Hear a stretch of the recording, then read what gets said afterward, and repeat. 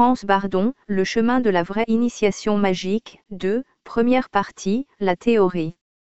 Cours en 10 degrés théorie et pratique, initiation I, théorie. Le grand mystère du tétragramme ou le yo-évo est kabbalistique, volet 1. Devise. Ce qui est en haut est comme ce qui est en bas. Hermès Trismégiste. Les éléments, tout ce qui fut créé, le macrocosme aussi bien que le microcosme, donc le grand et le petit monde, a été réalisé par l'action des éléments. C'est pourquoi, dès le début de l'initiation, je traiterai des forces et considérerai surtout leur signification profonde et multiple. Dans la littérature occulte, il a été très peu question jusqu'à nos jours des forces des éléments, c'est la raison pour laquelle je me proposais de traiter ce domaine mystérieux et de lever le voile qui couvre ces lois.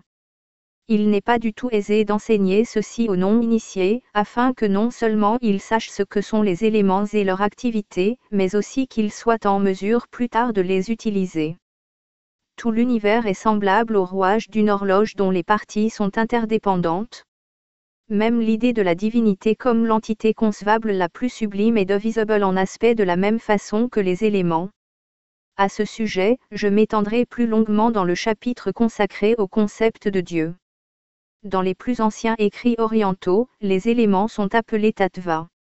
Dans la littérature européenne, on ne tient compte d'eux que pour attirer l'attention sur leurs effets bénéfiques et pour mettre en garde contre leurs influences maléfiques. Ces accents graves directs des actes précis peuvent être réalisés ou omis sous l'influence des tattvas. On ne saurait douter de l'exactitude de ce fait, mais tout ce qui a été publié jusqu'à présent ne fait mention que d'un aspect peu significatif des effets des éléments. La méthode pour l'usage personnel des actions des éléments, des tattvas, peut être trouvée dans les livres d'astrologie où elle est suffisamment décrite. Je pénètre cependant plus profondément le mystère des éléments et je choisis par conséquent une autre clé, qui, il est vrai, est analogue à celle de l'astrologie, mais n'a aucun rapport avec elle. Cette clé, inconnue du lecteur jusqu'à nos jours, j'enseignerai à l'utiliser de multiples façons. Dans les chapitres suivants, je traite encore plus en détail les analogies et les actions des éléments. Non seulement je dévoilerai le côté théorique, mais j'enseignerai aussi l'utilisation pratique, car c'est justement en elle que réside le plus grand arcane. Déjà le plus ancien livre de la sagesse, le tarot, renferme la grande science secrète des éléments. Sa première carte représente le battleur ou le mage qui symbolise la connaissance et la maîtrise des éléments. Sur la première carte, le glaive signifie le feu, le bâton l'air, la coupe l'eau et le denier la terre. Comme on le voit, déjà dans les mystères antiques, le battleur fut choisi pour la première carte et par conséquent la maîtrise des éléments comme premier acte d'initiation. En l'honneur de cette tradition, je veux consacrer surtout aux éléments la plus grande attention, car, ainsi que nous le verrons par la suite, la clé des éléments est un moyen universel par lequel tous les problèmes peuvent être résolus. Voici le classement des éléments, tattvas, selon la tradition hindoue. Akasha, l'éther. Tejas, le feu. Waju, l'air. Apa, l'eau. Et Prithvi, la terre. Selon l'enseignement hindou, les 4 tattvas les plus denses sont nés du 5e tattva, de l'Akasha. Celui-ci est par conséquent le principe primordial, nous devons le considérer comme la 5e force, autrement dit la quintessence. J'expliquerai dans un chapitre spécial plus en détail ce qu'est l'Akasha, l'élément le plus subtil. Les propriétés spécifiques de tous les éléments seront aussi mentionnées dans tous les chapitres suivants, et effectivement des plans les plus hauts à la matière brute. Comme le lecteur peut déjà le reconnaître lui-même, ce n'est vraiment pas une tâche facile d'analyser un si grand mystère de création et de le décrire de telle façon que chacun ait la possibilité de pénétrer cette matière et de s'en faire une image plastique.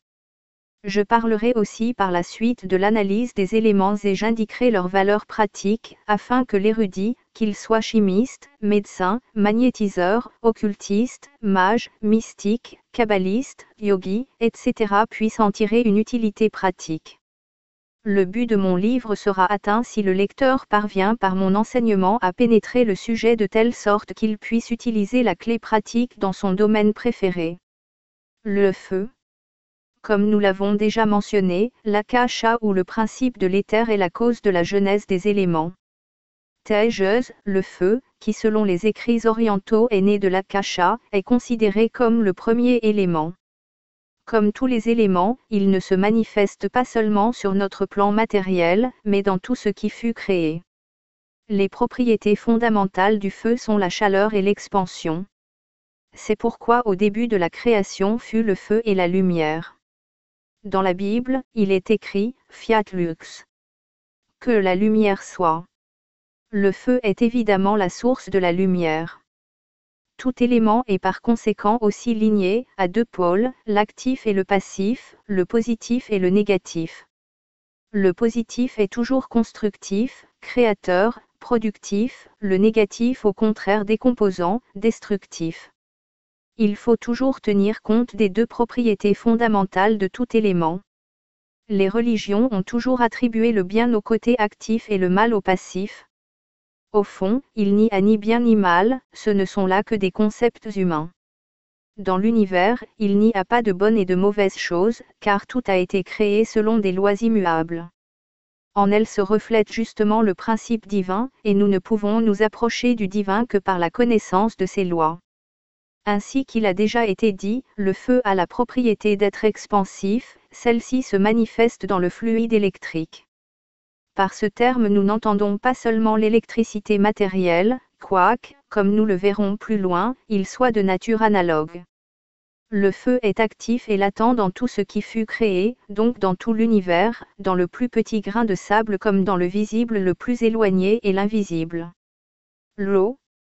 Dans le chapitre précédent, nous avons appris à connaître l'origine et les propriétés de l'élément positif, du feu. Dans celui-ci, je décris l'élément contraire, l'eau. Celui-ci est aussi issu comme le feu de l'akasha, de l'éther. En comparaison du feu, il a cependant des propriétés absolument contraires, et effectivement ses propriétés fondamentales sont le froid et la contraction. Il s'agit ici aussi de deux pôles. Le pôle positif est constructif, vivifiant, nourricier et conservateur, le négatif est semblable à celui du feu, dissolvant, fermentatif, décomposant. Étant donné que la contraction est une propriété fondamentale de cet élément, le fluide magnétique est issu de lui. L'eau aussi bien que le feu agit dans toutes les régions. Le feu, selon la loi de la création, ne pourrait subsister s'il ne contenait un pôle contraire, l'eau. Ces deux éléments, le feu et l'eau, sont les deux éléments fondamentaux avec lesquels tout fut créé. Par conséquent, nous avons à compter partout avec deux éléments fondamentaux et en outre avec les fluides électriques et magnétiques comme polarité contraire. L'air. L'élément suivant est l'air, également issu de l'akasha. Des initiés ne le considèrent pas comme un vrai élément, mais lui attribuent une place médiatrice entre le feu et l'eau, ainsi l'air établit pour ainsi dire comme un médium un équilibre neutre entre l'action active et passive de l'un et de l'autre. Par l'action réciproque de l'élément actif et passif du feu et de l'eau, toute la vie créée est devenue mouvement. Dans son rôle médiateur, l'air a reçu du feu la propriété de la chaleur et de l'eau celle de l'humidité. La vie serait impensable sans ces deux propriétés. Elle donne à l'air également deux pôles, l'action du positif est vivifiante, celle du négatif destructrice. À ceci, il faudrait encore ajouter qu'il ne s'agit pas, concernant les éléments mentionnés, du feu, de l'eau et de l'air commun, qui ne sont que des aspects sur le plan de la matière grossière, mais exclusivement des propriétés universelles des éléments. La terre.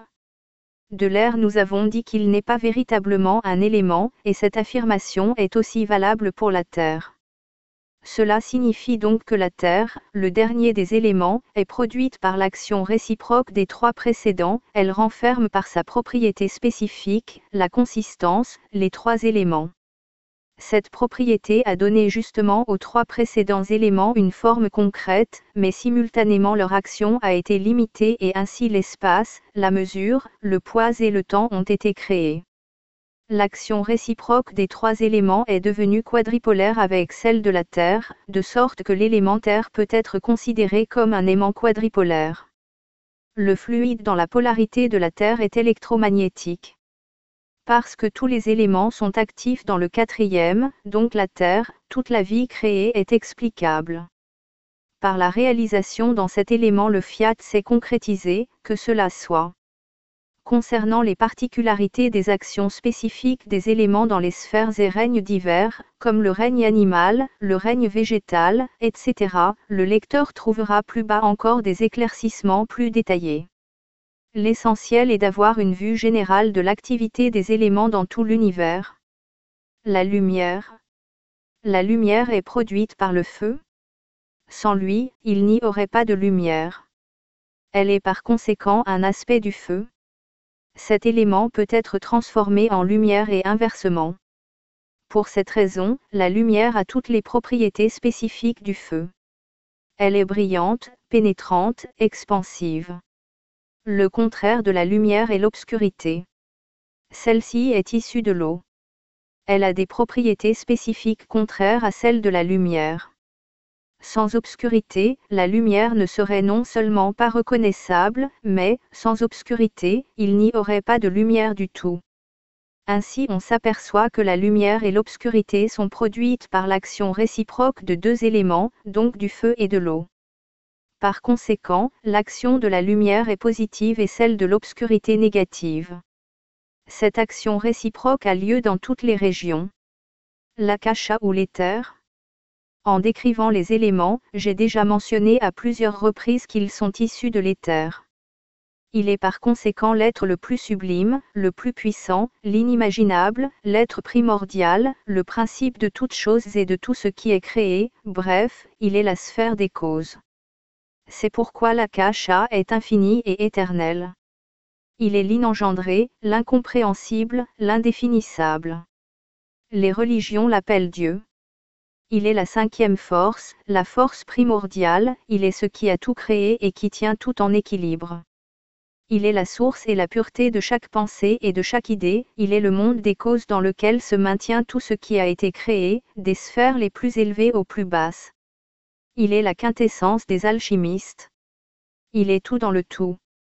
Le karma, la loi de la cause et de l'effet.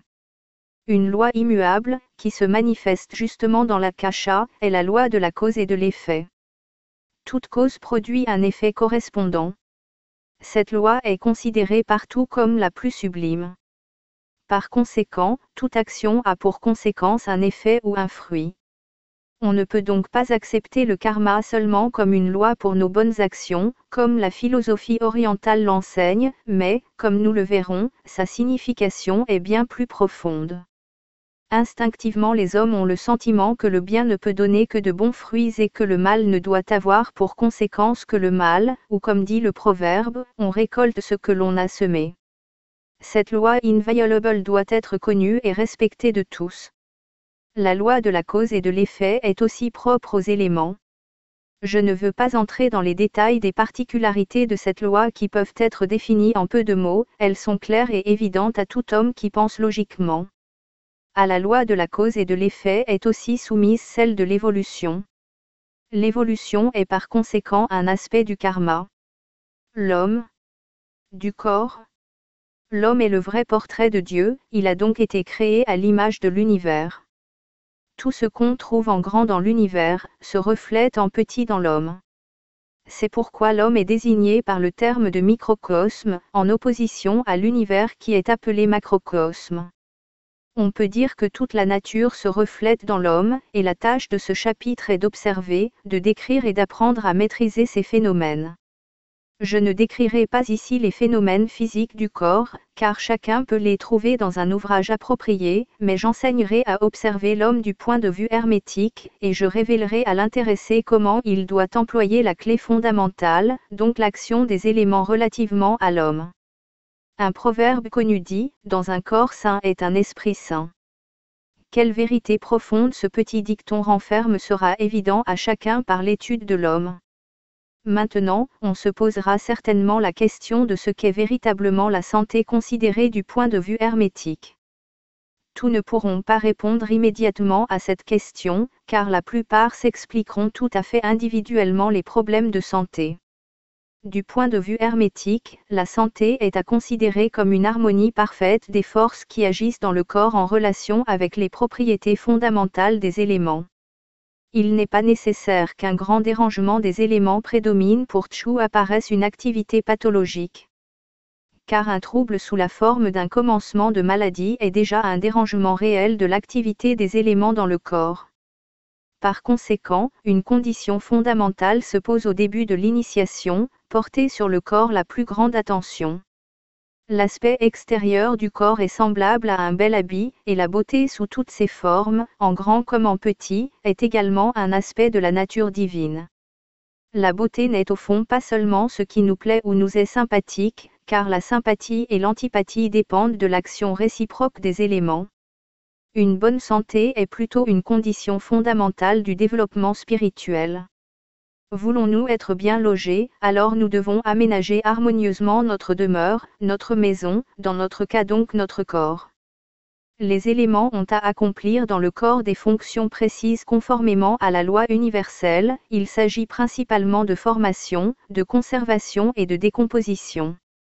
La partie positive du corps, donc la partie formatrice, appartient au côté positif ou actif des éléments. La partie conservatrice ou égalisatrice est produite par la partie médiatrice des éléments, c'est-à-dire ce qui est neutre, et la partie décomposante ou excrétrice du corps provient des propriétés négatives des éléments. Par conséquent, l'activité formatrice, expansive appartient à l'élément igné sous la forme active avec son fluide électrique et le contraire à la forme négative. L'eau produit sous sa forme positive l'activité formatrice et sous la forme négative l'activité décomposante de tous les liquides du corps. L'air a comme fonction de régulariser et de maintenir en équilibre dans le corps le fluide électrique du feu et le fluide magnétique de l'eau. C'est pourquoi il est appelé élément neutre ou médiateur. Nous avons dit au sujet de la clé fondamentale concernant les forces de l'élémentaire, que celui-ci a pour fonction de coordonner les actions des trois éléments.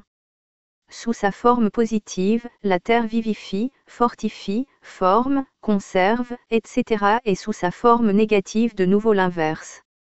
Elle a sous sa domination la croissance et le vieillissement du corps. Nous pourrions encore citer un bon nombre d'analogies concernant les actions des éléments dans le corps, mais ces explications peuvent suffire pour le moment. Les initiés de tous les âges n'ont jamais décrit en détail l'action des éléments, sans doute pour empêcher des abus, ils la connaissaient cependant parfaitement.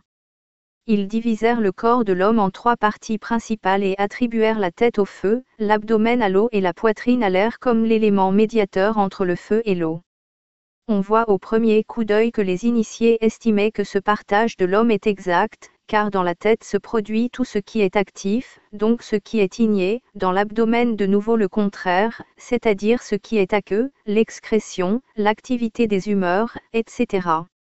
La poitrine est sous la domination de l'air, elle a également un rôle intermédiaire, car elle est le siège de la respiration. Enfin la terre représente par sa cohésion le corps entier de l'homme, ses os, sa chair. On se posera maintenant la question de savoir où et de quelle façon l'akasha se manifeste dans le corps matériel. En réfléchissant un peu plus profondément, chacun pourra répondre soi-même à cette question. L'éther ou l'akasha est caché sous sa forme la plus grossière dans le sang et le sperme et dans l'interaction de ces deux matières dans la substance vitale. Comme nous l'avons vu, l'élément igné engendre dans le corps le fluide électrique et l'élément aqueux le fluide magnétique.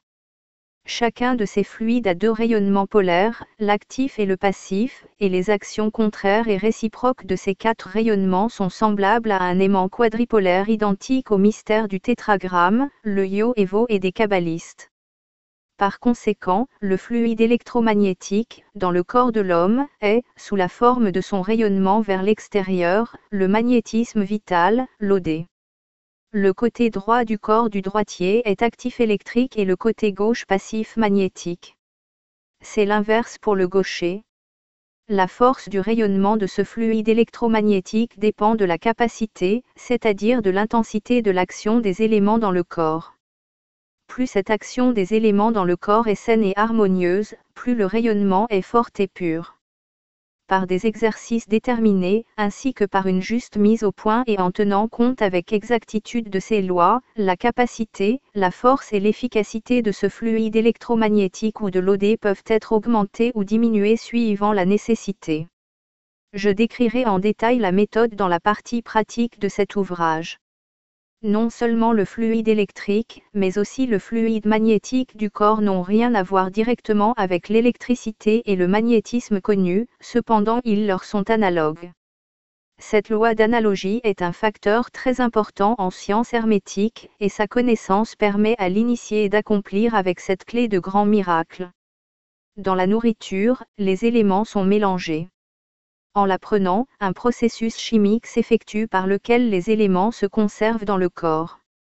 Du point de vue médical, l'absorption de toute nourriture produit avec la respiration un processus de combustion. L'hermétiste voit dans celui-ci plus qu'un processus chimique. Il voit dans cette combustion la dissolution mutuelle de la nourriture, comme un feu maintenu allumé en permanence par des combustibles. C'est pour cette raison que toute la vie dépend de l'apport permanent de combustible, donc de la nourriture et de la respiration. Afin que chaque élément reçoive les substances nécessaires à son entretien, il est recommandable de prendre une nourriture variée qui contient les substances fondamentales des éléments. Si nous étions, par exemple, réduits durant toute la vie à nous contenter d'une nourriture incomplète, mal équilibrée, notre corps serait inévitablement atteint par la maladie, c'est-à-dire que des troubles fonctionnels se manifesteraient. Par la dissolution de l'air et de la nourriture, les substances d'entretien sont offertes aux éléments, leur activité est alimentée de cette façon. C'est la manière de vivre naturelle de l'homme. S'il manque à l'un ou à l'autre élément de l'essence, cela se répercute aussitôt sur les fonctions correspondantes. Si, par exemple, l'élément igné a une excessive activité, nous ressentons de la soif, dans le cas de l'air de la faim, dans celui de l'eau du froid, dans celui de la terre de la fatigue. De même, toute sursaturation des éléments dans le corps produit en lui des effets amplifiés. Quand l'élément igné prédomine, naît un besoin de mouvement et d'activité, si c'est l'eau, l'excrétion est plus forte. Une sursaturation de l'air nous indique que nous devons garder la mesure concernant notre nutrition, celle de la terre influence la sexualité, mais pas forcément la concupiscence. Elle se manifeste aussi, surtout chez les personnes d'un certain âge, par le désir d'une plus grande activité professionnelle ou créatrice. Les fluides électriques et magnétiques ont pour fonction de former dans leur polarité, c'est-à-dire activement et passivement, dans tous les corps organiques et inorganiques des combinaisons acides du point de vue chimique et éventuellement alchimique. Dans le sens actif, ils sont constructifs et dans le sens négatif dissolvants, décomposants, destructifs. Ainsi s'explique la fonction biologique du corps. Le résultat global donne le cycle de la vie, elle naît, croît, mûrit et meurt, ce qui est l'essence de l'évolution de tout ce qui est créé. Diète. Une manière de vivre raisonnable maintient l'harmonie des éléments dans le corps. Si une disharmonie se manifeste dans l'action des éléments, comme, par exemple, dans le cas où l'un ou l'autre des éléments prédomine ou est affaibli, il est nécessaire de prendre des mesures spéciales concernant la nutrition, afin de diriger les éléments de nouveau dans les voies normales ou, au moins, de les influencer favorablement dans ce sens. Pour cette raison, les régimes les plus différents sont prescrits pour les cas spécifiques. Depuis toujours, l'homme moyen, par ses observations, est arrivé à cette manière de voir, sans en saisir les causes exactes. Quand le dérangement des éléments est tel que la disharmonie soit visible, il ne s'agit plus de simple disharmonie, mais de maladie. Alors il convient de recourir à des moyens efficaces pour rétablir l'harmonie nécessaire, si l'on veut recouvrer une parfaite santé, remettre le corps dans son état normal. Toutes les méthodes curatives connues sont établies sur cette base. Je ne ferai pas une énumération détaillée de divers traitements, car ils sont généralement connus. Pour les traitements naturels, on applique des moyens thermiques, comme les bains, les cataplasmes, les emmaillotements, les herbes, les massages, etc. L'allopathe emploie des médicaments concentrés, qui produisent un effet correspondant aux éléments et qui doivent amener la guérison. l'homéopathe développe l'élément opposé par ses médicaments, similia similibucurenture, afin de rétablir l'équilibre de l'élément menacé, conformément à sa polarité. L'électroméopathe influence par l'emploi de ces moyens directement les fluides électriques et magnétiques, afin de rétablir, suivant l'espèce de maladie, par une intensification convenable de ces fluides, également l'harmonie dans l'élément perturbé. Ainsi chaque méthode curative a pour objectif de rétablir l'équilibre troublé des éléments. Par la connaissance des actions des éléments sur notre corps, le magnétopathe ou le magnétiseur a ici une bien plus grande possibilité d'agir par ses forces avec succès, surtout s'il sait éveiller en lui consciemment les fluides électriques et magnétiques, les renforcer et les faire pénétrer convenablement dans la partie du corps perturbée. Dans ce livre, j'ai consacré un chapitre spécial à l'aspect pratique de ce traitement. Ainsi toutes les fonctions principales du corps sont décrites en détail. Cependant, chaque partie du corps est encore influencée, de la même façon que par l'action des éléments dans le corps, par un élément spécifique, qui se manifeste dans la partie correspondante du corps. Il est intéressant que dans l'atelier, dans le rouage ou le mouvement, donc dans le mécanisme, certains organes rejettent le fluide électrique et absorbent le fluide magnétique alternativement, par quoi la marche et le fonctionnement de tout l'organisme s'effectuent harmonieusement et de façon analogue. Pour d'autres organes, c'est de nouveau l'inverse, le fluide électrique est absorbé, le fluide magnétique rejeté. Cette connaissance du rayonnement polaire est appelée, en science hermétique, anatomie occulte du corps. Et la connaissance de l'influence de cette anatomie occulte est extrêmement importante pour tout initié, s'il veut connaître son corps, l'influencer et le maîtriser. Je décrirai ci-après l'anatomie occulte du corps de l'homme en rapport avec les fluides électriques et magnétiques, donc dans les secteurs d'influence positifs et négatifs.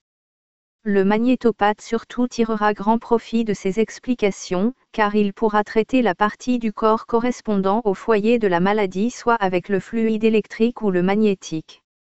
Cette connaissance offre de grands avantages aussi à tous les autres. La tête. La face est électrique, l'occiput magnétique. Le côté droit magnétique, le gauche électrique, l'intérieur électrique. Les yeux. La partie antérieure neutre ainsi que la postérieure. Le côté droit électrique, le côté gauche également électrique, l'intérieur magnétique. Les oreilles. La partie antérieure neutre, la postérieure neutre, le côté droit magnétique, le côté gauche électrique, l'intérieur neutre. La bouche et la langue. La partie antérieure neutre, la postérieure neutre. Le côté droit neutre, le gauche neutre, l'intérieur magnétique. Le cou.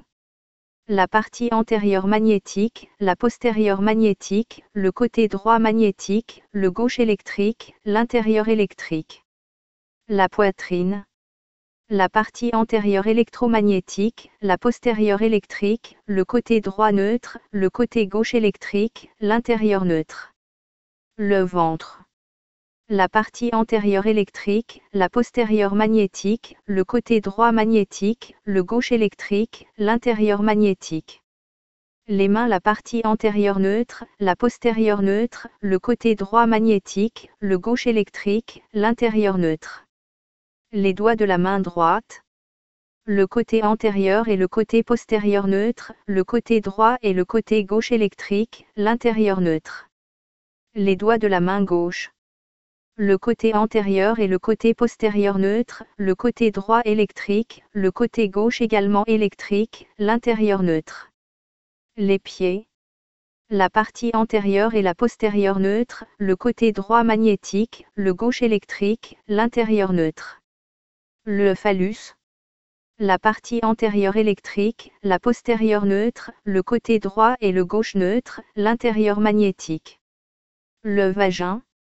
La partie antérieure magnétique, la postérieure neutre, le côté droit et le gauche neutre, l'intérieur électrique. La dernière vertèbre près du coccyx. La partie antérieure et la postérieure neutre, le côté droit et le gauche neutre, l'intérieur magnétique.